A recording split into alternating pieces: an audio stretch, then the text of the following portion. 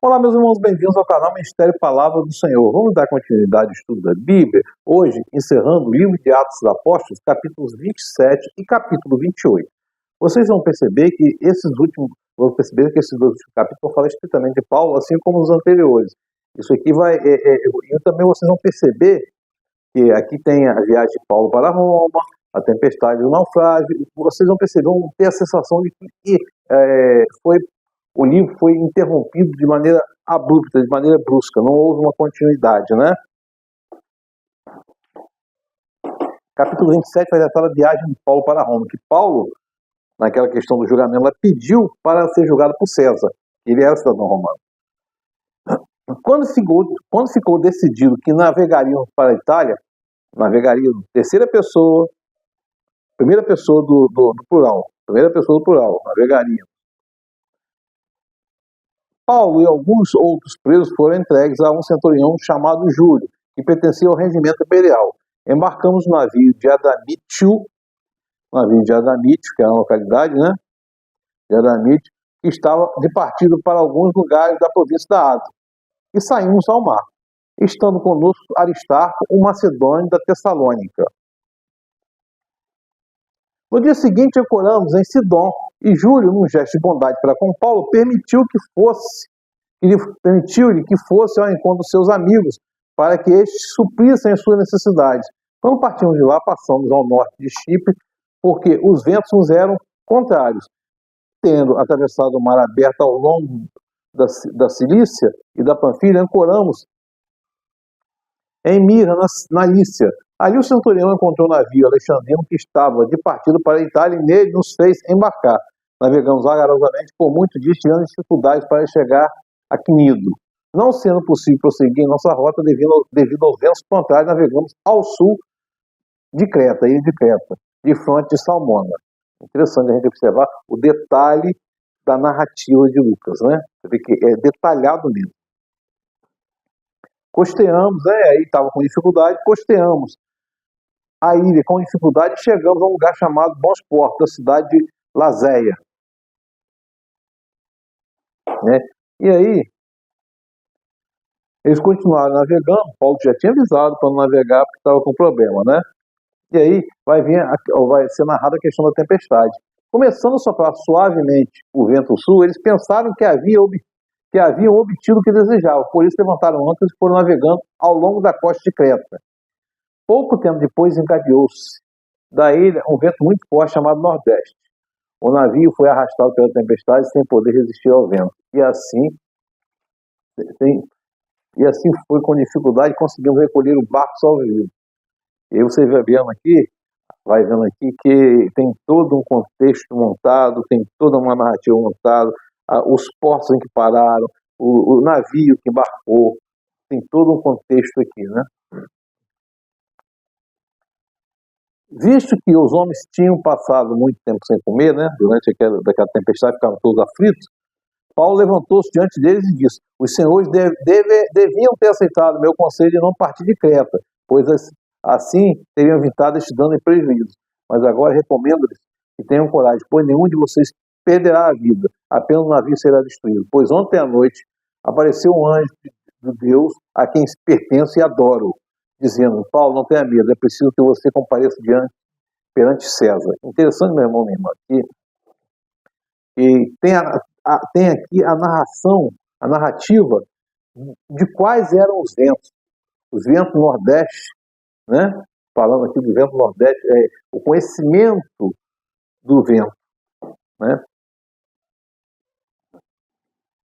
E aí vai entrar a questão do naufrágio. Na 14ª noite, ainda, o navio estava à deriva. Estavam sendo levados de um lado para o outro no Mar Adriático. Esse Mar Adriático, ele fica entre Itália, Malta, Creta e Grécia. Nos tempos antigos, né? O Mar Adriático banhava a Cilícia, Creta e a Creta bem mais ao sul, lá nos tempos antigos, tá?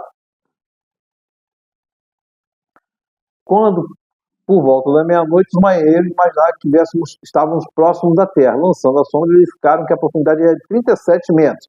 Pouco tempo depois, lançaram novamente e encontraram 27 metros. Quer dizer, estava diminuindo, né? A profundidade estava diminuindo.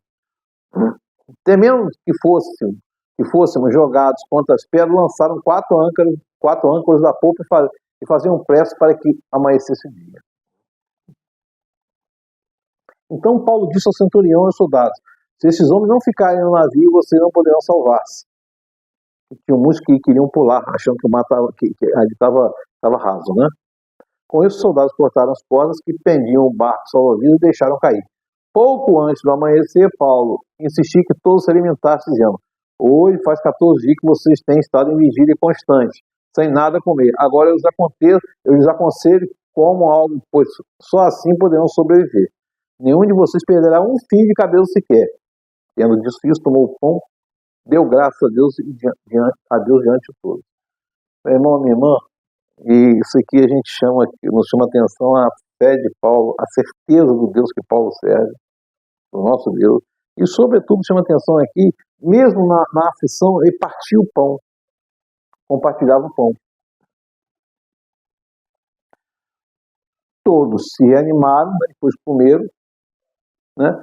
Estavam a bordo 276 pessoas. E aí o soldado, meu irmão, o navio encalhou num banco de areia, estava ficando, né, mais raso, era 37, foi para 27, né? Onde tocou no fundo. A torre encravou, ficou imóvel e a popa foi quebrada pela violência das ondas. Os soldados resolveram matar os presos para impedir que algum deles fugisse jogando-se ao mar. Mas o centurião, que queria poupar a vida de Paulo, os impediu de executar o plano. Então ordenou os que sabiam nadar que se lançassem primeiro ao mar em direção à terra. E todos chegaram sãos e salvos à terra. Interessante, né? E aí vocês vão ver o episódio, o último capítulo, Paulo na ilha de Malta. Uma vez em terra descobrimos que a ilha se chamava Malta. Os habitantes da ilha mostraram extraordinária bondade para conosco, né? Malta é o conhecido por Melita, né? Pelos gregos e romanos. Fazia parte da província da Cilícia, sendo localizada a 92 quilômetros ao sul dessa grande ilha, tá? Paulo, aí estava fazendo frio, estava chovendo, fazendo frio, Paulo juntou um monte de gavetas para botar fogo, né? E quando colocou fogo, uma víbora, uma cobra venenosa, peçonhenta, mordeu, prendeu-se na mão de Paulo, mordeu, né? Paulo, quando os habitantes da ilha viram a cobra agarrada em sua mão, disseram uns aos outros: certamente esse homem é um assassino, pois tendo escapado do mar, a justiça não lhe permitiu viver. Mas Paulo, sacudindo a cobra no fogo, não sofreu mal nenhum. Você vê que tinha aqui a associação ainda tem associação aqui de bondade, de merecimento, castigo, você é pecador, você merece castigo, você não é pecador, você merece sua bondade. Tem toda uma associação aqui, um julgamento, né?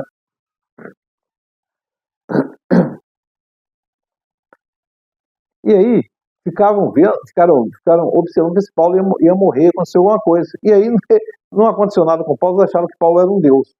Próximo dali, havia uma propriedade pertencente a Públio, um homem principal da ilha, seu chefe, né, deles lá. E por 3 dias ficou na casa dele bondosamente, os recebeu e hospedou. Seu pai estava doente, acamado, sofrendo de febre e disenteria, ou seja, iria ser febre e disenteria. Ele pode ser uma febre de disenteria, mas provavelmente por causa das condições higiênicas pode ter sido até uma cólera. Paulo entrou para vê-lo, depois de orar, impôs-lhe as mãos e os curou. A cólera é causada por uma bactéria chamada Vibrio colérico, tá? Mata rapidamente por diarreia e vômito. Aí, meu irmão, tudo isso acontecido, os outros vieram, Paulo curou muitos lá. E aí, passado 3 meses, Paulo ficou 3 meses na ilha de Malta. Embarcamos no navio, outra vez aqui na primeira pessoa, plural, que tinha passado o inverno na ilha. Era um navio alexandrino que tinha por emblema os deuses gêmeos, Castor e Pólux. E é interessante observar que esses deuses, Castor e Pólux, eram chamados filhos de Zeus, né? Eram deidades, guardiões do marinheiro, tá?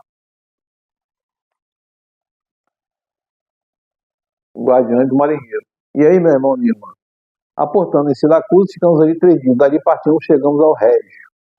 No dia seguinte, soprando o vento sul, prosseguimos, chegamos a Puteoli, no segundo dia. Ali encontramos alguns irmãos que nos convidaram para passar uma semana com eles. Depois fomos para Roma. E Paulo, chegando em Roma, recebeu autorização para morar por conta própria, sob custódia do soldado romano, o equivalente a uma prisão domiciliar. Né?